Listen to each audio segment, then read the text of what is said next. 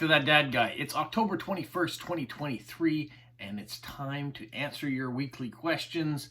So how this works, I go through it every week. Every Saturday, I do a video like this. The comments that are left, if you leave a question, I'll answer them in the following Saturday. The only exception is the first Saturday of every month. I ask a question of you. I give you a month to respond with a postcard with your answer on it. And for the month of October, I have asked, what is your favorite birthday memory? So if you want to go through and send me a postcard, my address is in the description of my videos, so you can do that. And it's a great way to get to know the community. People have all sorts of different traditions, different memories, different recipes, different whatever the question happens to be. And so it's a lot of fun getting to know you guys as much as you get to know me by watching the videos and asking me questions. So let's get to the questions you have for me this week. The first one comes from Wendy here in Canada, and she says, over the years, have you collected anything else other than Lego? So, yes, and you see the stamp collection back there of my father. I used to collect first day covers. I guess I've gotten back into it a bit now too, and especially with your guys' help, you've started sending first day covers from around the world, which I really appreciate to see the different stamps and the different way that they're displayed on a first day cover. So I did do first day covers for a while, and I collected coins and banknotes for quite a number of years. Really liked the proof sets that were mint. They came in a little box. You open them up and you got to see the front of the coin that were encased in a plastic, and then you flip it over, you can see the back of the coin. So I did do that as well for a long time. And also I had a uncut sheet of $1 bills when Canada decided to switch over to the $1 coin. They did a limited number of prints of uncut bills, so I bought one of those. But as life goes on and you have kids and you have bills, we got to one point where I really needed some extra money and stopped going into debt. So I sold off most of my coin collection and that sheet of uncut $1 bills in order to help pay the bills and keep the, the family rolling, as you do from time to time. So I haven't really gotten back into coin collecting. I probably won't at this stage of my life. I guess I've got other things going on, and yeah, so I did collect that. Also collected some hockey cards for a while, with the occasional baseball card, but I was more into hockey cards, especially my first year of university. I was living in Montreal and really loved going to see the Montreal Canadiens at the old Forum, and it was the year that they hosted the All-Star game in '93, and they won the Stanley Cup that year, so hockey was all-encompassing for me. So I did do a lot of hockey cards at that point in time too. But Lego, stamps, that's kind of what I'm into now. Postcards. Not that I collect postcards, but as a postcrosser, you get lots of postcards. And I am going to be changing my format of how I store them. It's just getting too expensive with the amount of cards that are coming in. I've gotten 500 official postcards now, and about 1,500 from direct swaps and surprises people have sent me. Excuse me. So to continue putting them in binders and in plastic sleeves, it's going to budget me out, and it is taking up a lot of room as well. So I am looking at going into storage boxes, and I'll sort them by country. I may have the occasional album too for certain friends that have sent a lot of cards just to keep them all put together, because I will have all these binders and plastic sleeves left over, so I want to make sure that they're well used in a proper way. So that's what I'm going to make a switch in my collection very soon when I can find the right storage boxes. All right, so thank you, Wendy, for that question. Let's see what else we have. I have lots of comments and not as many questions in it. Oh, here's one. This one comes from Amber in Missouri, and she says, I know you know French as a second language. Do all kids learn French as a second language in Canada, or is it dependent on the region? I think for the most part, Canadian children do learn French in some degree, all across the country.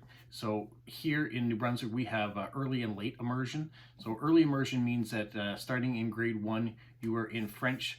Means your day is in French too. You classes like mathematics, history, and social sciences, as well as your French language arts classes are all in French.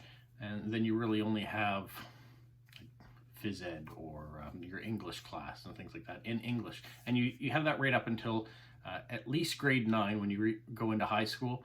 And then in grade 9, you kind of have a choice of what classes to continue to take. If you want to have your bilingualism certificate at the end of grade 12, you have a certain number of classes that you have to take in French. For me, I continued to take history in French when I got to high school, so right through to grade 12. So yeah, that was kind of what it's like here. If you're into late immersion though, you don't start French until more of grade 4. You're not doing it as intense, and then it depends on how far you really want to go in the subject. So some kids continue to take it. Some kids, once they get to high school, they take the minimum amount of French language that they need to take, French classes, and then they finish up, so they don't need to get their bilingualism certificate. But that's pretty much the case all across the country. Now, it doesn't mean that in other provinces where there are other languages that are spoken, that you don't have the opportunity to take other languages. Maybe you get to take Spanish in a city that has more Spanish people, but French and English certainly are the basis for all the languages across the country that you need to have a little bit of knowledge in, as yeah, those are our 2 predominant languages here in the country. So thank you for that, Amber. What else do we have here? This one comes from Mail Art Lover in Chile, and she asks, I was wondering, what do you do with the duplicates of your Lego minifigures that you have? Do you sell them online, or maybe, do you sell them online maybe? So what I do with them right now is they continue to pile up everywhere. I have done some trades. People have reached out to say, I noticed that you don't have this character or that character, but you have an extra of this. Would you mind trading? So I have done that. For example, the last video I did on the Disney 100 characters, I'm missing Baymax and the Evil Queen. So if someone out there had those 2 and wanted to send them this way, I'd appreciate it. But maybe you'd want something in return, so I would look at the duplicates that I had to send out. Now my wife has been pushing that maybe we should package them up and sell them online, so I'm not adverse to doing that. If I've got one, I don't need to have 50 of them, unless it was something you were trying to build an army of. We have a little bunch of minifigure hot dog men, so we do have quite a few of those, just because that was one thing that my son really liked. So I wouldn't be parting with any of those guys. Those are really cool. So you do have that, or you have stormtroopers, you have a bunch of them, so it kind of makes for a nice Star Wars army, so things like that. But I've got a bunch of soccer referees, for example. I only really need to have 1 or 2. The rest I could part with. So yeah, I could sell those. I could do something with them. So I think that's what we might do.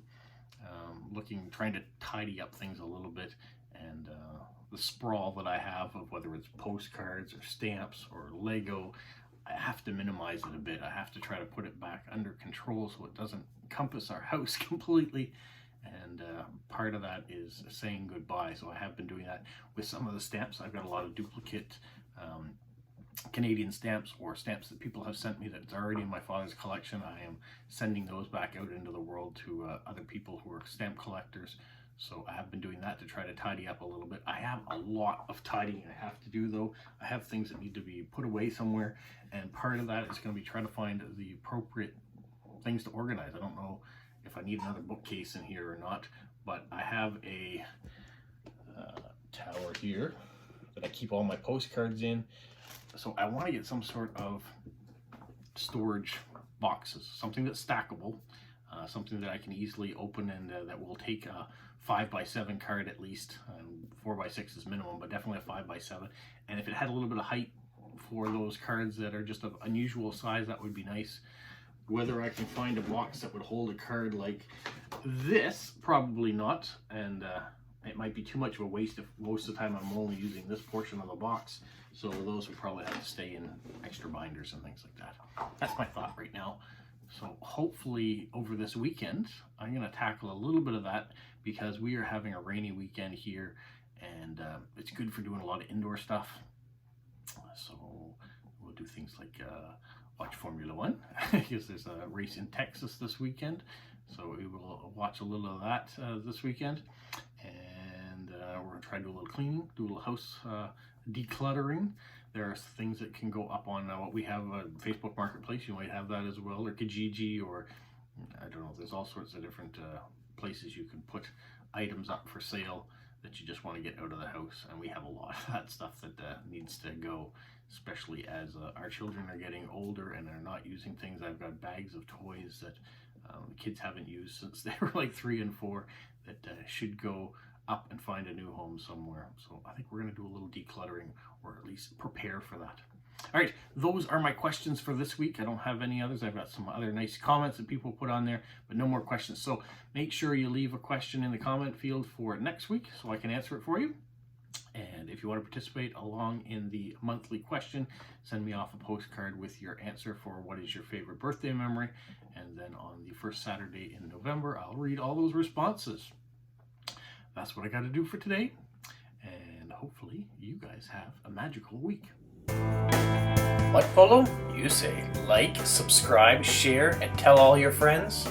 Who's a good boy? Who's a good boy? Bye.